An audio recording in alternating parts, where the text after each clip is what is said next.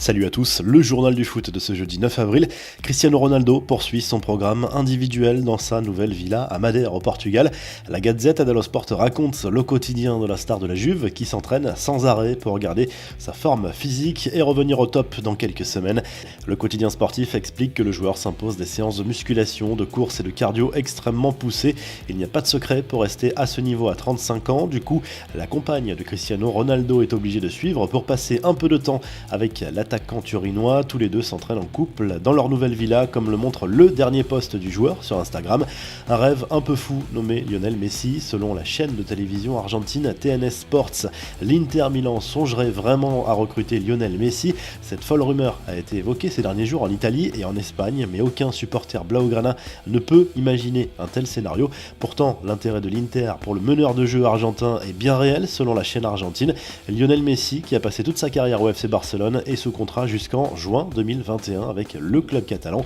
Quelques infos en bref, attaquées avec virulence par le patron de Mediapro concernant son rôle de négociateur de la Ligue 1 au sujet des droits télé. Nasser El Khelaifi a répondu de manière très zen.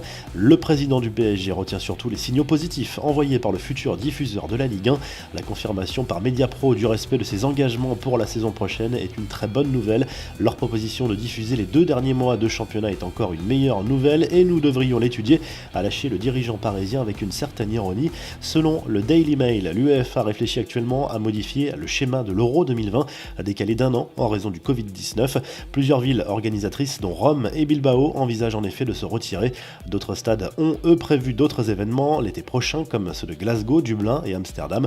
Le président de l'UEFA réfléchit donc à revoir le système de match dans plusieurs pays. Une solution choc pour terminer la Serie A à l'étude. Selon la presse italienne, certains dirigeants songeraient à réunir toutes les équipes à Rome afin d'y disputer les 12 dernières journées en seulement 45 jours et bien sûr à huis clos. Toutes les personnes impliquées, sauf les joueurs, pourraient porter des masques et subir des tests à leur arrivée au stade. Pour voir un tel dénouement se produire en Italie, il faudrait réussir à convaincre l'intégralité des clubs du championnat. Ronaldinho bientôt exclu du jeu FIFA 20. eSport ne plaisante pas avec l'éthique et le Brésilien pourrait bien payer ses déboires avec la justice paraguayenne. Selon le quotidien argentin Olé, la firme américaine envisage de retirer Ronaldinho qui fait partie des légendes du jeu. Enfin, Martin Braithwaite s'occupe comme il peut en cette période de confinement. L'attaquant du Barça a sorti sa tondeuse pour rendre un petit hommage et commettre un gros dérapage capillaire. L'attaquant danois s'est fait la même coupe de cheveux que Ronaldo en 2002. La revue de presse, le journal L'Équipe consacre sa une au patron de Mediapro. Le dirigeant critique Canal+ et beIN Sport pour leur choix de ne pas payer le dernier versement des droits TV et propose de les remplacer à la reprise de la Ligue 1. En Espagne, Marca évoque surtout la décision du Real Madrid de baisser les salaires des joueurs de 10% pendant cette crise sanitaire. Zidane, Ramos et Benzema ont notamment plaidé pour cette baisse de salaire. Enfin, le Mundo Deportivo reparle du futur mercato estival du Barça. Pour le quotidien catalan, il sera plus facile de recruter l'attaquant argentin Lautaro Martinez que le brésilien Neymar. Vous retrouvez l'actu foot sur topmercato.com, l'appli Top Mercato, et à très vite pour un nouveau journal du foot.